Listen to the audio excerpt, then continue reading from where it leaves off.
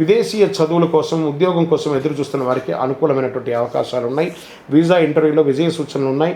Students focus పెరిగి మంచి ఫలితాలు పెంచే అవకాశాలు ఉన్నాయి.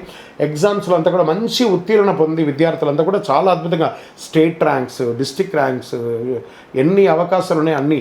ఇంకా కూడా ఏఐ ద్వారా చాలా టెక్నాలజీని పెంచుకొని విద్యార్థులు బాగా చదవండి. రానున్న రోజుల్లో మీరే ఇప్పుడు ఇంతకుముందు ఉన్నటువంటి మనుషుల్ని నమ్మి కంపెనీలు నడిచేది, ఇప్పుడంతా టెక్నాలజీని నమ్మి నడుస్తుంది. కాబట్టి మీరు ఎంత టెక్నాలజీలో ఫాస్ట్గా ఉంటారో అంత అవకాశాలు మీకు ఉంటాయనేది విద్యార్థులు బాగా గుర్తుపెట్టుకోవాలి. మీ చదువుతో పాటు టెక్నాలజీని కూడా పెంచుకోండి. ఎందుకంటే టెక్నాలజీ మీకంటే చాలా స్పీడ్గా ఆలోచించి ముందుకెళ్తుంది కాబట్టి విద్యార్థులు దీన్ని నోటీస్ చేసుకోవాలి.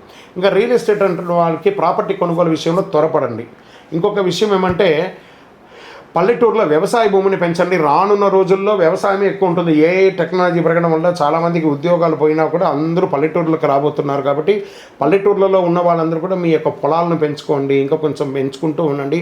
వ్యవసాయాన్ని ఉత్పత్తి అద్భుతంగా అయ్యే అవకాశాలు ఉన్నాయి కాబట్టి వ్యవసాయ భూములకి చాలా విలువ పెరిగే అవకాశాలు ఉన్నాయి.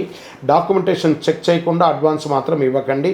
రెంటల్ ఆదాయం పెరిగే సూచనలు ఉన్నాయి. ఇంకా సినిమా రంగం వారికి, టీవీ రంగం వారికి, YouTube, anchoring, acting, social media రంగంలో ఉన్న వారికి మంచి గుర్తింపు, నటీనటులు ఎవరికైనా కూడా మంచి గుర్తింపు.